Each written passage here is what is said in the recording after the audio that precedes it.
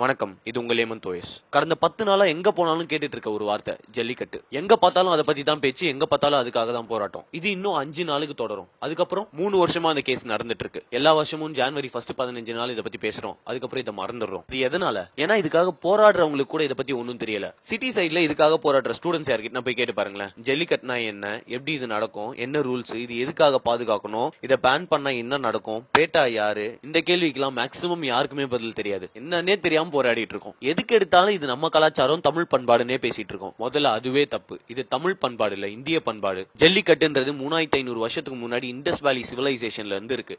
Prove பண்ற rock பெயிண்டிங்ஸே Delhi national மியூசியம்ல தான் இருக்கு. தடை பண்றதே அவனுங்க தானே. அப்ப ஆரம்பிச்ச இந்த பண்பாடை இப்போ வரைக்கும் ஃபாலோ பண்றது தமிழர்கள் மட்டும்தான். மாட்டு அடக்கிறதுன்றது நம்ம கலாச்சாரம். கிருஷ்ண பகவான் 7 கால மாட்டை அடக்கிதான் நப்பினைய கல்யாணம் பண்ணாரு. சரி, ஜல்லிக்கட்டுன்னா என்ன தெளிவா கேளுங்க. மஞ்சு விரட்டு, வட்டம் மஞ்சு விரட்டு, வெளி விரட்டு, இந்த 3 வகையில நடக்கும். மஞ்சு விரட்டுல மாடு வாடி வாசல் வழியா வெளியே வரும். வந்த உடனே அங்க இருக்க பிளேயர்ஸ் எல்லாம் அதோட திமிழ், அதாவது ஹம்ப டைட்டா புடிச்சிட்டு ஒரு குறிப்பிட்ட டிஸ்டன்ஸ்க்கு டிராவல் பண்ணணும். வெளி விரட்டுனா மாடு அப்படியே ஓபன் கிரவுண்ட்ல விட்டுருவாங்க. யார் அதை அடக்கி கீழே படுக்க வைக்கிறாங்களோ அவங்க தான் வின்னு. வட்டம் மஞ்சு விரட்டுல மாடை 15 மீட்டர் கயிறுல கட்டியிருப்பாங்க. அந்த மாட்டை யாரு அடக்கி கீழே படுக்க வைக்கிறாங்களோ அவங்க தான் வின்னர். எல்லா மாடுகளையும் ஜல்லிக்கட்டுல விட முடியாது. வெறும் 6 பிரீடு மாடை மட்டும் தான் ஜல்லிக்கட்டுக்கு யூஸ் பண்றாங்க. அந்த 6ல ஒரு பிரீடு ஆலம்பாடி, அது டோட்டலாவே அழிஞ்சு போச்சு. ஒரு மாடு பிறந்த உடனே அது ஜல்லிக்கட்டுக்கு சரியா வருமா வராதான்றது முடிவு பண்ணிடுவாங்க. அப்படி செட் ஆகும் செலக்ட் பண்ணிட்டாங்கன்னா அதுக்கு நல்ல சத்தான உணவா கொடுத்து வளர்ப்பாங்க. அதோட கால் ஸ்ட்ராங்கா இருக்கணும்ன்றதுக்காக நீச்சல் அடிக்க குளத்துக்கு கூட்டு போவாங்க. இதை தவிர அந்த மாட்டுக்கு வேற எந்த ஸ்பெஷல் ட்ரைனிங்கும் கிடையாது. மத்த மாடுங்களையாச்சும் வண்டியிலுக்கும் விவசாயத்துக்கும் யூஸ் பண்ணுவாங்க. ஆனா இந்த ஜல்லிக்கட்டு மாடை வேற எந்த வேலையுமே பண்ண வைக்க மாட்டாங்க.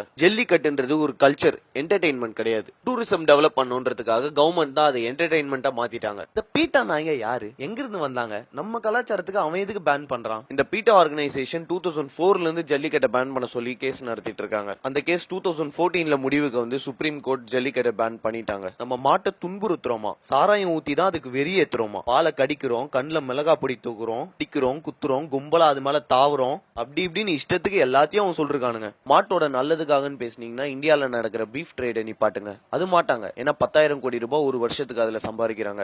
ஏன் உனக்கு ஜல்லிக்கட்டுனா என்னன்னு தெரியுமா? அதோட ரூல்ஸ் தெரியுமா? பிளேயர்ஸ் யாரும் மாட்டோட ஹம்ப், அதாவது திமிழ தவிர எதையுமே பிடிக்க கூடாது. இந்த டைம்ல ஒருத்த மட்டும் தான் மாட்டை பிடிக்க முடியும். 2 பேரா மாட்டு மேல குதிச்சா அவங்க டிஸ்குவாலிஃபைடு, வால் பிடிச்சா டிஸ்குவாலிஃபைடு. களத்துல இறக்கிறதுக்கு முன்னாடி மாட்டோட ஹெல்த்தையும் பிளேயரோட ஹெல்த்தையும் செக் பண்ணிட்டு தான் இறக்குவாங்க. இதை டிஸ்ட்ரிக்ட் கலெக்டர் முன்னாடி கவர்மெண்ட் வெட்டினரி டாக்டர் தான் பண்ணுவாரு. இந்த ஈவென்ட் நடக்கிறப்போ அங்க அனிமல் வெல்ஃபேர் போர்ட் மெம்பர்ஸ் இருப்பாங்க. இத்தனை வருஷத்துல பிளேயர்ஸ்க்கு அடிபட்டுச்சுன்னு வேணா நியூஸ் வந்திருக்கலாம். ஆனா ஒரு மாட்டு கூட இது வரைக்கும் அடிபட்டது இல்ல. மாட்டுக்கு அடிபட்டா அந்த ஈவெண்டே கேன்சல் பண்ணிடுவாங்க. மொத்த ஈவென்ட்டும் வீடியோ ரெக்கார்ட் பண்ணி அது கவர்மெண்ட்டுக்கு சப்மிட் பண்ணுவாங்க. மாட்டை அடிக்கிறதுனால தான் அது காட்டுத்தனமா ஓடுதுன்னு சொல்றாங்க. ஆனா அது அப்படி கிடையாது. களத்தோட ஆப்போசிட் கார்னர்ல மாட்டோட ஓனர் நின்னு சிக்னல் கொடுப்பாரு. அந்த கால ஓனர் கிட்ட ஓடி போகும். அந்த மாதிரி தான் அதை ட்ரெயின் பண்ணிருப்பாங்க. 2009ல வந்த ஜல்லிக்கட்டு ஆக்டுக்கு அப்புறம் தமிழ்நாட்டுல ஜல்லிக்கட்டு ரொம்ப ஆர்கனைஸ்டா நடந்துட்டு இருக்கு. சரி, ஜல்லிக்கட்டை பேன் பண்றதுக்கு ரொம்ப கேவலமான ரீசன்லாம் நீங்க சொல்லிட்டீங்க. அதுக்கு நாங்க ஜஸ்டிபிகேஷன் கொடுத்துட்டோம். அது எதுக்கு பேன் பண்ண கூடாதுன்னு நான் சொல்றேன். இதுக்கு முன்னாடி 10 லட்சம் காங்கேயம் மாடு இருந்த நம்ம நாட்டுல இப்போ 15,000 மட்டும் தான் இருக்கு. முன்னாடி எண்ணிக்கையின்படி 4 பசுமாட்டுக்கு ஒரு கால இருந்தது. இப்ப 8 பசுமாட்டுக்கு ஒரு கால தான் இருக்கு. முன்னாடி 130 பிரீடு இருந்த நம்ம நாட்டுல இப்ப 30 பிரீடு தான் உயிரோட இருக்கு. அதிகமா பால் சுரக்கணும்ன்ற ஒரே காரணத்துக்காக ஃபாரின்ல இருந்து ஜெர்சி மாடுகளை கொண்டு வர ஆரம்பிச்சிட்டாங்க. பசுமாடுகளுக்கு அதிகமா பால் சுரக்கணும்ன்ற ஒரே காரணத்துக்காக மத்த நாட்டு கால மாட்டோட விந்தை எடுத்துட்டு வந்து இங்க ஆர்டிபிஷியல் இன்செமினேஷன் மூலமா நம்ம மாட்டு கொடுத்துட்டு இருக்காங்க.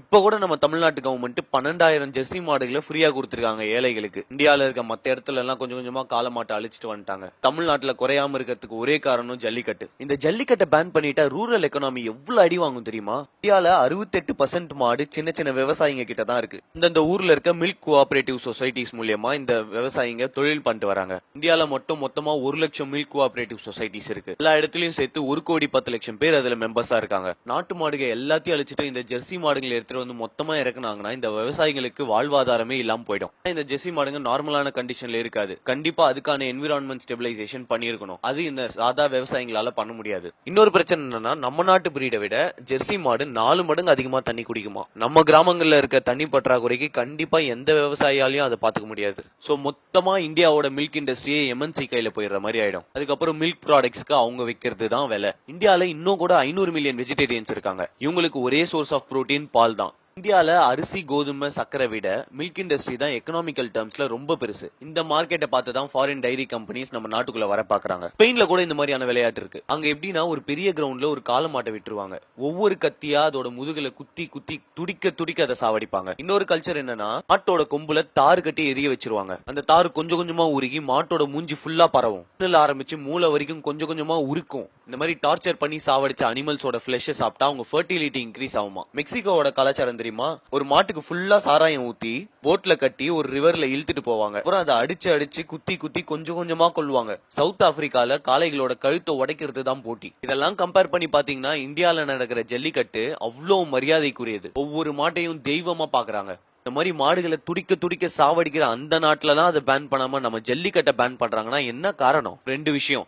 ஒன்னு ஆர்டிபிஷியல் இன்செமினேஷன், இன்னொன்னு கிராஸ் பிரீடிங். இந்தியாவோட இண்டிபெண்டன்ஸ்க்கு முன்னாடி குஜராத்தோட பாவ்நகர் மகாராஜா பிரேசில் நாட்டுக்கு கிஃப்டா சில கிர் பசு மாடுகளை கொடுத்தாரு. அதாவது நம்ம நாட்டு வெரைட்டியான கிர் பசு மாடுகளை அவங்களுக்கு கிஃப்டா கொடுத்தாரு. இப்போ என்னடான்னா பிப்ரவரி 2016ல குஜராத்ல கிர் பிரீட் மாடுகளோட எண்ணிக்கை ரொம்ப மோசமா போயிட்டு இருக்குன்னு சொல்லி பிரேசில்ல இருந்து ஆர்டிபிஷியல் இன்செமினேஷன் இன்ஜெக்ஷன்ஸ் வாங்கியிருக்காங்க. இதுக்கு நம்ம கவர்மெண்ட் 50 லட்சம் ரூபாய் செலவு பண்ணிருக்காங்க. எப்படி நம்ம கிஃப்டா கொடுத்த மாடு அவன் அவ்வளவு நல்லா வச்சிருக்கான், நம்ம நாட்டு பிரீட கொஞ்சம் கொஞ்சமா அழிச்சிட்டு இருக்கோம். தமிழ்நாட்டிலயும் இந்த பிரச்சனை வராததுக்கு ஒரே காரணம் ஜல்லிக்கட்டு மட்டும் தான். ஜல்லிக்கட்டுனாலதான் நம்ம ஊர் மாடுங்க இன்னும் கூட கிராஸ் பிரீட் ஆகாம ஒரிஜினலா அப்படியே இருக்கு. கேவலம் காசுக்காக கொஞ்சம் கொஞ்சமா ஆயிரக்கணக்கான வருஷமா எவால்வ் ஆன பிரீட நம்ம அழிச்சிட்டு இருக்கோம். அது எப்படி கொஞ்சம் கூட யோசிக்காம ஜல்லிக்கட்டு மாடுங்களை துன்புறுத்துறாங்கன்னு சொல்றீங்க? ஜல்லிக்கட்டு மாடுங்களுக்கு சத்தான உணவா போடணும். ஒரு நாளைக்கு 500ல இருந்து 800 வரைக்கும் அதுக்கு செலவாகும். ஆனா அந்த விவசாயியோட குடும்பம் மொத்தமும் சேர்த்து ஒரு நாளைக்கு 100 ரூபாயில இருந்து 150 ரூபாய்க்குள்ள அவங்க குடும்பத்தை ஓட்டிட்டு இருக்காங்க. பிரேசில்ல இருக்க நம்ம நாட்டு பிரீடு நம்ம நாட்டுல இருக்கிறதோட 2ல இருந்து 3 மடங்கு அதிகமா பால் சுரக்குது.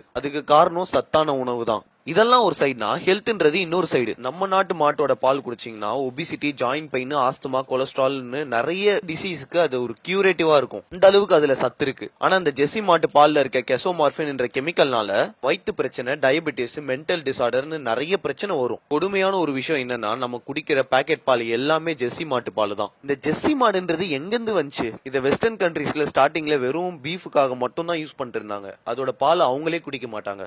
அதை ஒரு பிசினஸா மாத்தினதுக்கு அப்புறம் கொஞ்சம் கொஞ்சமா அது இந்தியால வித்து அவங்க பணம் சம்பாதிச்சிட்டு இருக்காங்க. இந்த கிராஸ் பிரீடிங்ன்றது இந்தியால 1950ஸ்ல ஆரம்பிச்சது. 1951ல மில்க் ப்ரொடக்ஷன் 17 மில்லியன் லிட்டர்ஸ்ல இருந்து 122 மில்லியன் லிட்டர்ஸ்க்கு இன்க்ரீஸ் ஆச்சு. இதுக்கு அப்பாடி அவ்வளவான்ற மாதிரி தான் இருக்கும். ஆனா அந்த டைம்ல நம்ம நாட்டுல இருந்த 2 கோடி மாடுகளோட அவுட்புட்னு பார்த்தா அது ரொம்ப ரொம்ப கம்மி. அங்க இருந்து 10 வருஷத்துல இன்னும் 180 டன் எக்ஸ்ட்ராவா தேவைன்ற மாதிரி நேஷனல் டைரி டெவலப்மெண்ட் போர்டு கணிச்சாங்க. இங்கதான் ஆரம்பிச்சது அந்த கிராஸ் பிரீடிங்கோட பிரச்சனை. இந்தியாவோட மார்க்கெட் சைஸ் பார்த்த வெளிநாட்டு டைரி கம்பெனிஸ் கவர்மெண்டோட கான்ட்ராக்ட் போட ஆரம்பிச்சாங்க. அவங்க நாட்டு மாட்டை நம்ம நாட்டு மாட்டோட கிராஸ் பிரீட் பண்றது தான் அந்த கான்ட்ராக்ட். இதுக்கு ஆரம்பத்துல நிறைய பேர் ஒத்துக்கல. இது அக்செப்ட் பண்ணவங்களுக்கு ராஜமரியாதை கொடுத்தாங்க. ஃப்ரீயா ஃபாரின் ட்ரிப் கூட்டு போனாங்க. அவங்க பசங்களுக்கு வெஸ்டர்ன் யூனிவர்சிட்டிஸ்ல ஸ்காலர்ஷிப் கொடுக்க ஆரம்பிச்சாங்க. இதெல்லாம் பார்த்து ஆசைப்பட்டு கொஞ்சம் கொஞ்சமா மத்தவங்களும் இந்த கிராஸ் பிரீடுக்கு ஒத்துக்க ஆரம்பிச்சாங்க. 1962ல கேரளால லைஃப் ஸ்டாக் ஆக்ட் ஒன்னு எடுத்துட்டு வந்தாங்க. அதன்படி எந்த விவசாயியும் காளமாடு வச்சு கூடாது. அப்படி வச்சிருக்கிறது அக்ரி இன்ஸ்பெக்டர் பார்த்தா வந்து அதை இன்ஃபர்டைல் பண்ணிடுவாங்க. வேற வழியே இல்லாம ஆர்டிபிஷியல் இன்செமினேஷன் மூலமா கேரளால இருக்க விவசாயிங்க கிராஸ் பிரீட் பண்ண ஆரம்பிச்சாங்க.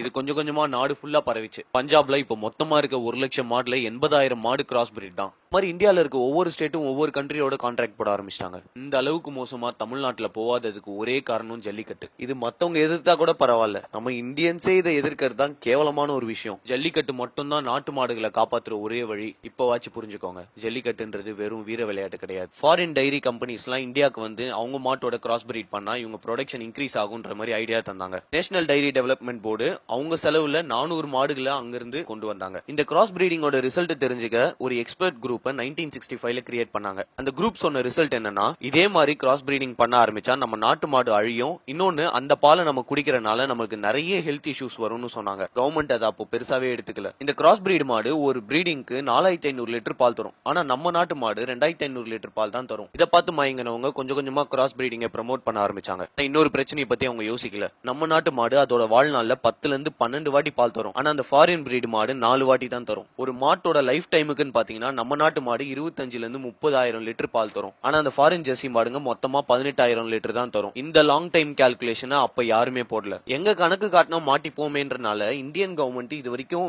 பிரீட் வைஸ் சென்சஸ் இந்தியால எடுத்ததே இல்ல. இந்த பிரீடு மாடுங்க இத்தனை இருக்கு, அந்த பிரீடு மாடுங்க அத்தனை இருக்குன்ற மாதிரி எந்த ஒரு கணக்குமே இல்ல இந்தியால. நிறைய டாக்டர்ஸும் சயின்டிஸ்டும் இந்த கிராஸ் பிரீடிங் வேணாம்னு சொல்லியும் இது வரைக்கும் நம்ம மாறல. இந்தியாவோட 11th 5 இயர் பிளான்ல கூட ஆர்டிபிஷியல் இன்செமினேஷனுக்காக வெளிநாட்டு காளையோட 40 மில்லியன் ஸ்பெர்ம் டோஸ் கொண்டு வந்தாங்க. நம்ம நாட்டோட டைரி இண்டஸ்ட்ரியவே அழிச்சிட்டு இருக்கோம். இதை தாங்கி பிடிக்கிற ஒரே ஒரு பில்லர் ஜல்லிக்கட்டு மட்டும் தான். தமிழ்நாட்டுல ஜல்லிக்கட்டு ஆடுற ஒவ்வொருத்தரும் மாட்டை சொந்த பையன் மாதிரி பாத்துக்கிறாங்க. அதுகிட்ட அவ்வளோ பாசமா இருக்காங்க. அவங்க குடும்பத்துல ஒருத்தரா நினைக்கிறாங்க. கொஞ்சம் கொஞ்சமா அழிய விட்டதெல்லாம் போதும். இனிமே இருக்க மிச்ச மீதியாச்சும் காப்பாத்துவோம். நம்ம நாட்டு மாடுங்க, நம்ம பொருளாதாரம், நம்ம கலாச்சாரம், இது எல்லாத்தையும் அழிக்க நினைக்கிறவங்க கிட்ட இதுக்கு மேலேயும் அடங்கி போக வேணாம். என்ன ஆனாலும் சரி, நம்ம ஜல்லிக்கட்டை விட்டு கொடுக்க கூடாது.